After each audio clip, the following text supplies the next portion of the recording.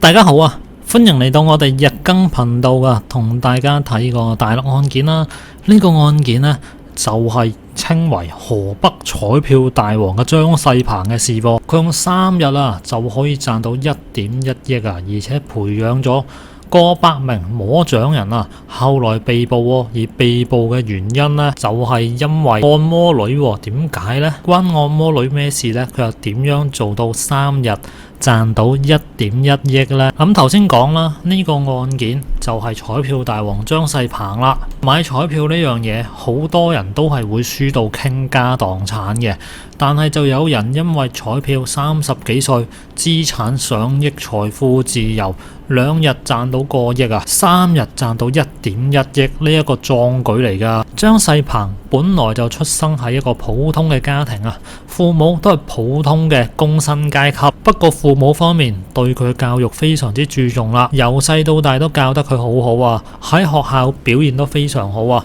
張世鵬本人亦都好孝順啊，而對於父母嘅期望呢，佢一直都喺度好努力啊。去到1984年嘅時候，張世鵬憑住佢優異嘅成績就考到河北嘅一間大學啦。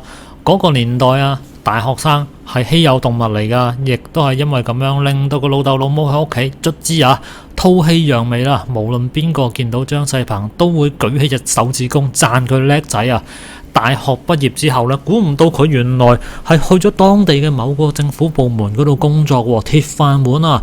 張世鵬呢個人呢，係俾人由細讚到大嘅。嗰段時間亦都係佢父母最風光嘅時候，因為小朋友喺政府單位上班啦，周圍嘅村民呢都望高佢哋一眼啊，時不時呢就要諗辦法去討好佢哋，因為覺得你做官咁可能呢同你打好關係就會有着數啊，個個都想張世鵬呢幫一幫佢哋啊。而張世鵬嘅父母好享受呢一種俾人追星捧月嘅感覺，但原來呢啲唔係張世鵬想要嘅事嚟嘅，而佢工作之後都開始結婚生仔啦。咁呢幾年呢過得唔錯嘅，但係就好平庸啊。佢覺得好似呢一入職就等住退休啦。咁後來啊，佢又見到好多之前讀書成績唔及得佢嘅同學，竟然做咗大老闆，而自己喺政府工度做咗咁多年，都係好似一個普通打工仔咁，而且個職位又冇上升。見到啲同學啊，出門揸 Benz寶馬，當年呢啲 Benz寶馬係好罕有嘅喺大陸。見到佢哋咁闊佬咁風光啦，張世鵬嘅心入邊都開始有啲動搖啦。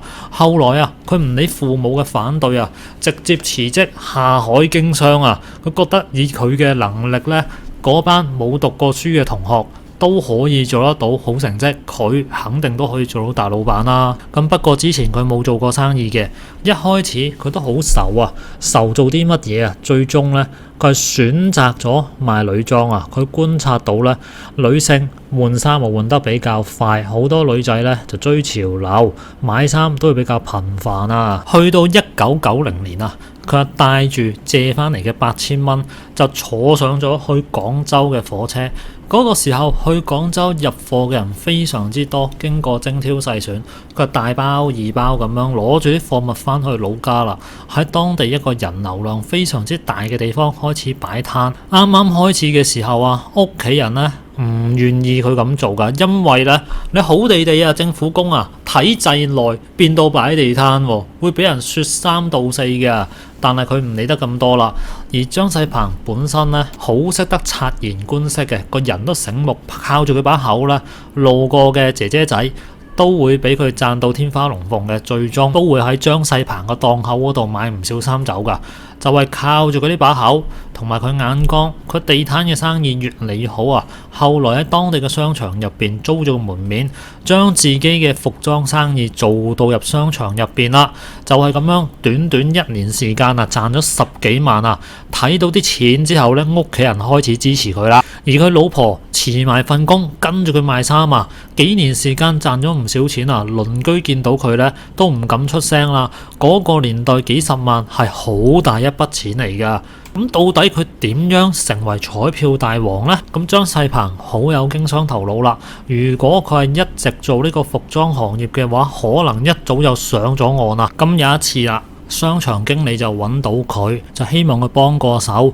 原來呢，原來就係講緊有一個活動啊，主持人有事臨時嚟唔到，個經理煩緊啊，突然之間諗起阿張世鵬口才唔錯，所以就揾咗佢幫手啦。如果係其他人嘅話，張世鵬就可能會推咗佢嘅。但係呢個經理平時好照顧佢啊，所以就應承咗落嚟啦。不過因為冇做過主持人，所以佢特登了解下呢一場活動啊。原來呢一個係商場搞嘅一個有獎銷售活動，即係話喺商場入邊消費去到一定金額就會有機會抽獎啦。獎品啊非常之豐厚啊！經過幾日時間，活動正式開始啦。一下子呢個活動就好多人參加啦，現場氣氛非常之好啊！十幾日就為個商場帶嚟幾百萬嘅業績啊！而其中亦都有張世鵬嘅功勞啦。為咗圓滿完成任務啊，佢喺現場落力過自己賣衫啊，最終經理足俾咗20萬嘅提成俾佢啊！而睇住呢20萬，張世鵬又有咗個諗法喎。佢心諗：我賣衫做生做死1年先嗰10幾萬，而家咁樣叫幾聲咋，叫幾日咋就賺到20萬喎。然後佢同個老婆商量之下呢，直接將個服裝店轉讓咗啊！憑住自己社交能力，搞掂好多商場，同呢啲商場策劃咗好多有獎銷售活動啊！就係1年時間，佢憑住呢個有獎銷售活動買樓買新車，可以話成為人上人啊！去到1993年嘅12月21號。中華人民共和國不正當競爭法頒布實施啦，呢一種方式係俾國家認為係賭博啊，所以張世鵬呢一門生意好日子到頭啦，佢唯有再揾個其他賺錢方式啦。呢個時候呢，佢接觸到彩票行業，呢幾年都識咗唔少人啦。後來有人話俾佢知啦。你係可以賣彩票嘅，你係協助政府賣彩票。後來張世鵬了解到啦，彩票啱啱發行嘅時候因為喺全國冇盛行各個方面嘅管理唔夠完善財政部就將個任務下發俾各個省市，各個省市為咗完成任務，就揾咗啲私人企業去做經銷商。張世鵬睇到呢個咁嘅情況，佢就託人攞咗一個經銷商名額啦。上個世紀90年代銷售彩票同而家完全唔同噶，喺嗰個年代好多廣場上邊係有人揸住個喇叭，大聲嗌叫人過嚟買彩票㗎，而張世鵬亦都係咁樣做不過呢，佢有個新嘅模式，就係大獎組啦。張世鵬喺1994年就去到河南鄭州度發展啦，佢將大獎展示喺老百姓面前啲乜鬼嘢家電摩托車桑塔納私家車等等啦，只係需要2蚊就有機會攞到呢啲大獎人係貪心㗎，好多人為咗攞大獎不停喺現場買彩票非常之熱烈1個小時咋，張世鵬嘅活動現場就逼滿晒人竟然喺2日嘅時間佢賺到成1000萬然後佢又搞咗幾次咁樣嘅活動30歲都未到嘅張世鵬已經實現財富自由啦。呢個時候佢決定見好就收，急流勇退，提前享受晚年生活佢就同佢老婆退出彩票行業啦，一家大細就去到深圳定居。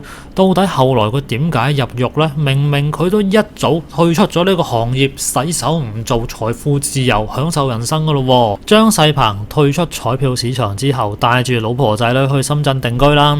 由於一早財富自由啦，90年代其實有住過千萬資產嘅人呢，全國冇幾多人張世鵬係其中一個人，呢啲錢呢夠佢躺平一世噶啦。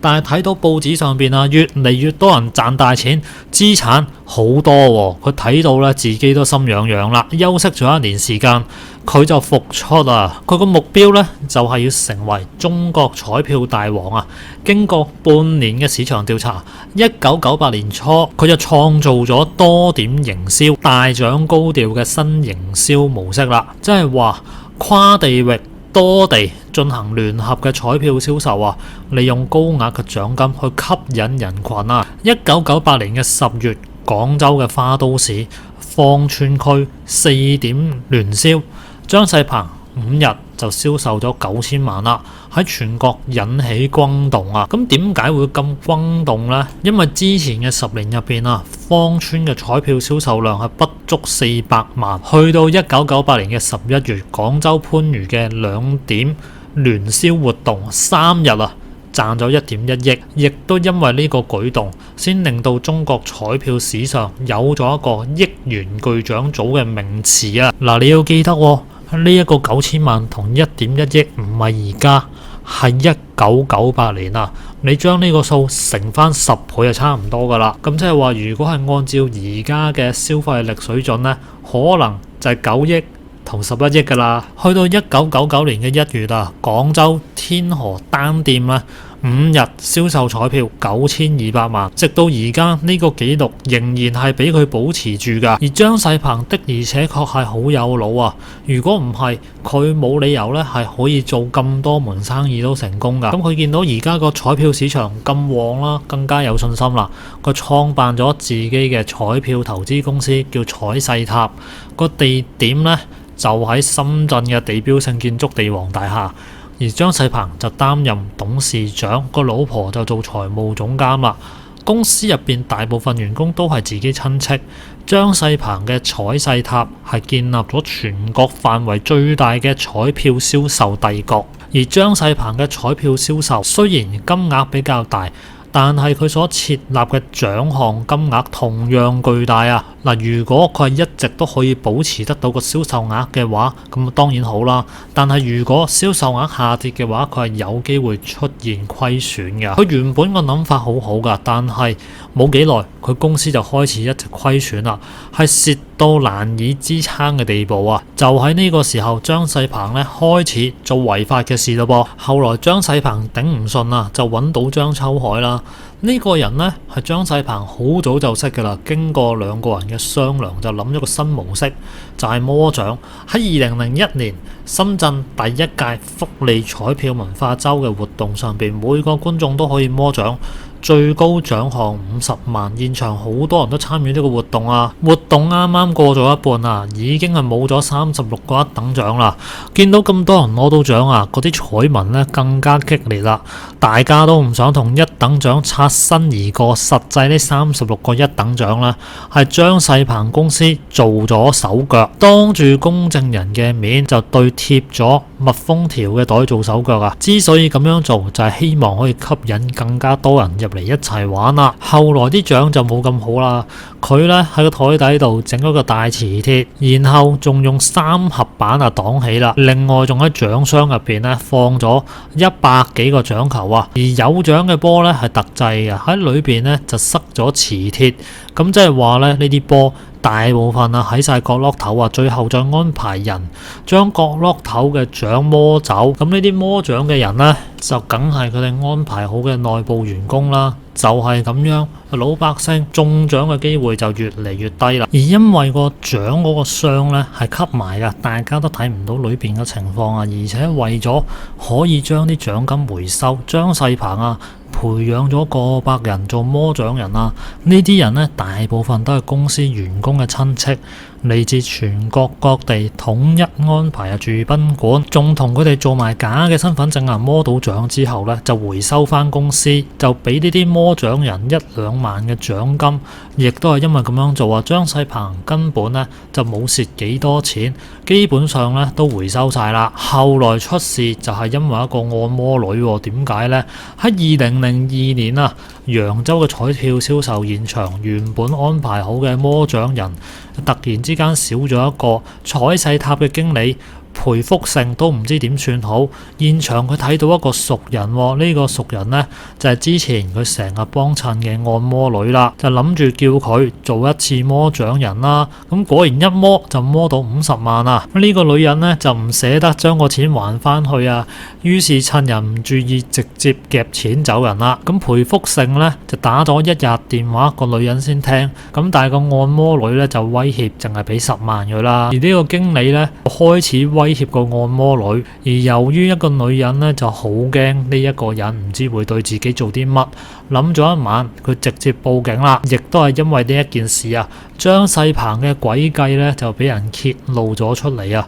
彩世塔嘅相關人員最終俾人拉晒啦。而經過調查，喺2001年嘅12月到2002年嘅11月啊，1年時間，彩世塔先後喺浙江、廣州、重慶、上海呢啲省市作案20幾單，非法獲利5000幾萬。不過就算張世鵬一直強調自己係違規，唔係犯罪啊，但係法律都冇放過佢啊。去到09年，彩世塔案正式開庭啦，張世鵬被判14年有期徒刑，而佢個老婆就被判13年啦。其他嘅人就判3到12年不等啊，而張世鵬就處罰金2500萬，佢老婆就處罰金2000萬啦。而彩世塔公司非法所得4448.8萬，全數沒收啊！咁最後呢一單案件呢，就係咁樣落幕啦。咁一代彩票大王呢，就係咁樣，因為啲細節冇做好，就俾人拉咗入獄坐10幾年啦。好啦，咁今集呢，同大家睇到呢度先啦。大家有咩想講呢？下邊留個言啦。咁我哋下集再見啦，拜拜。